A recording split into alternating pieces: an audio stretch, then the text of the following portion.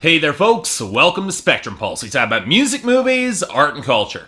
And today, we're going to be talking about the newest album from 5 Seconds of Summer, titled Sounds Good, Feels Good. You know, I almost feel obliged to talk about 5 Seconds of Summer at this point. See, the more I hear their singles and look at their co-writers, the more I'm seeing a group that's at least trying to head in a more interesting direction when revitalizing the pop rock and the pop punk of the late 90s and early 2000s, which stands in stark contrast to pretty much everything else on modern pop radio. When I originally covered their debut EP, I didn't see much beyond a middling act that was playing to younger audiences who didn't otherwise grow up with Sum 41 or Blink-182 or Green Day or The Offspring, but their self-titled debut album did have some promise to it. I figured if they went in with some rougher production, brought in more of their real instrumental chops to the forefront, maybe tightened up the writing a little bit, they'd have a shot at some real staying power, at least for the next couple of years. And going into this record, I had every reason to believe that might happen. Yeah, the lineage of previous mainstream accessible pop rock and pop punk bands was pretty obvious, and you could definitely argue they weren't reinventing the formula or rising above their forebears, but they weren't bad successors either. They're still making good music. And to further give them credit, they were working with songwriters from All Time Low and Good Charlotte and even Evanescence, all of which gave me the impression that if the band took the opportunity to get some rougher instrumentation, they might pick up some darker subject matter along the way. Hell, Jet Black Heart seemed to indicate they were taking cues from mid-2000s emo at the very least, and that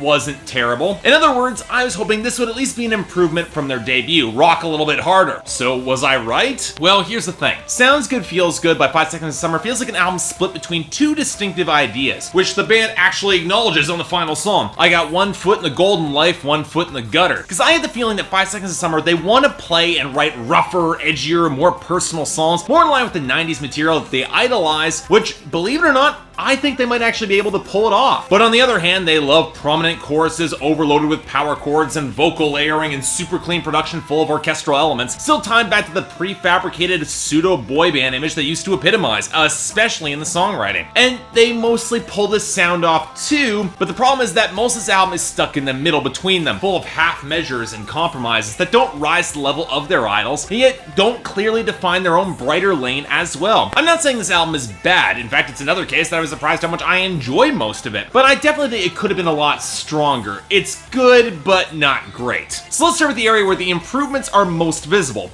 the vocal arrangements. I'm still not wild about all their voices, particularly Callum, who, especially considering he's the only one who gets pretty much a solo track with Invisible, which actually turns out pretty good, but not great. His voice is a little bit too nasal to really work for me, but they are bringing in more of their huge soaring choruses to bear with more intricate harmonies, which is a definite plus for them. Of the vocalists that I like the most, it probably fall by a hair to Michael over Luke. Even though Luke's voice is more versatile, Michael's carries a little bit more grit, which works better with this instrumentation. And I do like how they make more use of their unique voices to play off each other, even if I would argue it still all feels a little bit too clean and lacking in rawness for even pop punk these days. Fortunately for them, their instrumentation does pick up a fair amount of the slack. The riffs are chunkier and heavier, when we get some guitar interplay can be pretty well executed, and as always, Ashton's drumming is so much more complex and layered than it really needs to be. He's really the highlight of this band. But that's the first frustration I immediately have with the instrumentation. For as good as some of these hooks can be, and make no mistake, songs like She's Kinda Hot, Castaway, Airplanes, and especially Jet Black Heart, they have great hooks. But I find myself wishing that the rest of the instrumentation was able to match it with more solos or tighter grooves, or even just picking up the tempo a little bit for more aggressive songs, all which I think the band is capable of delivering. Of course, the much bigger problem is the production, which for the third project in a row from 5 Seconds of Summer is just a complete mess. Yes, there are good melodies supporting the choruses on this album, but when you keep your lead guitar at the same volume as your cymbals and tambourine and a fair bit below the vocals, you don't gain that instrumental hook to match your vocal line. And that's when they don't pick a guitar tone that's so liquid or synthetic, or a groove that's so buzzed out and blocky like on Catch Fire that the rhythms, they just don't grab me at all. They feel too stiff. Now, a larger part of this issue is how often the bass lines are often completely drowned out. Hell, I think the only reason they were more prominent on Hey Everybody is because that song interpolates the melody from Duran's Hungry Like a Wolf and needs to anchor itself in some tightness, even if the melody wasn't at all original. But it's not so much the production is universally bad either, as it is incredibly inconsistent. From the tinny vocal filter on Castaway to the terrible acoustic pickup on Fly Away, to how few of these grooves can actually explode on the chorus due to guitar compression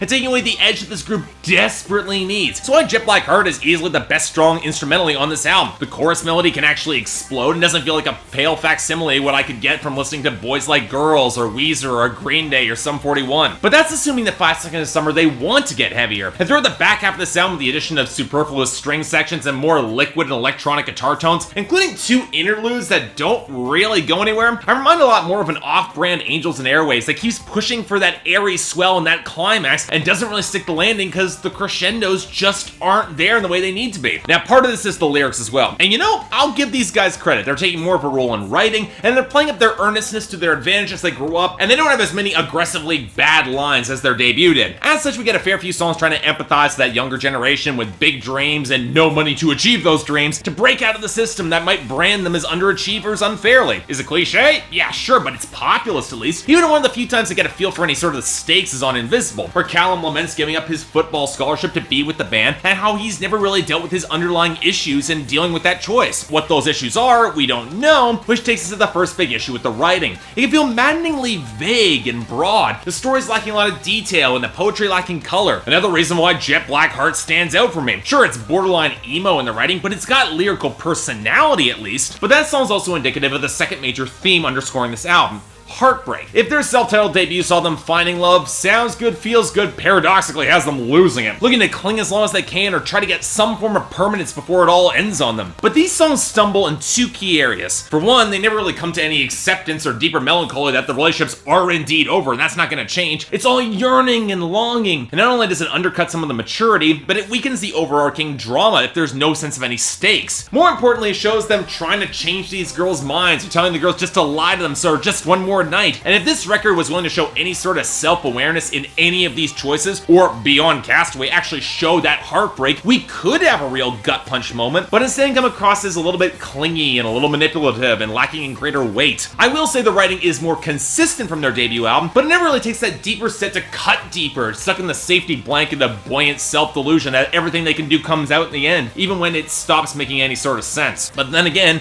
that highlights the split in artistic direction that runs through the entire album. 5 Seconds of Summer has the chops to rock a lot harder, but the producers seem terrified of giving the instrumentation any real teeth and weight. And yet, can you blame them? With maybe the exception of Michael, they might not have a more raw sound in their vocals. And lyrically, they only got close to it by collaborating with a writer from Evanescence. And again, it highlights that for as much as 5 Seconds of Summer worships those pop punk acts of the 90s and 2000s, they feel too polished and clean to really overcome them, which I don't think was their intention. Even if it might be a better fit for them, the music is a lot less interesting, at least until the writing starts improving. So for me, again, it's a strong 6 out of 10 and a recommendation, especially if you're a fan growing up with this band. But for as much as they are maturing and improving, the record feels transitional, as I haven't quite nailed down that best path for them yet. Well, look, I'm still convinced 5 Seconds of Summer, they have a great album in them, but not quite there yet. Getting closer though, and I can appreciate that. So yeah, thanks a lot for watching. If you'd like to like and subscribe, I'd be more than grateful. Anything else I might be able to do to improve my presentation, or any other albums coming out that you want me to take a look at, I'd be more than happy to give them a listen.